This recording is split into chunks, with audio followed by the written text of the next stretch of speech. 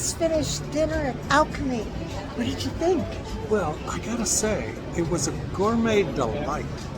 We had the airline chicken, which sounds interesting. I think it was the airline chicken chocolate, right? Yes, it had chocolate and caviar and It was champagne. wonderful. It was just wonderful. I would say this is a nice, secret little out-of-the-way find. They said they've been open for about 3 months, Yes. and I would say this is a place you got to try. So what would you rate it? I would rate it a 10 out of 10.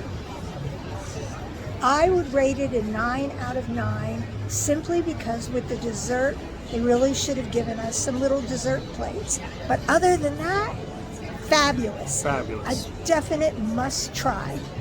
Okay.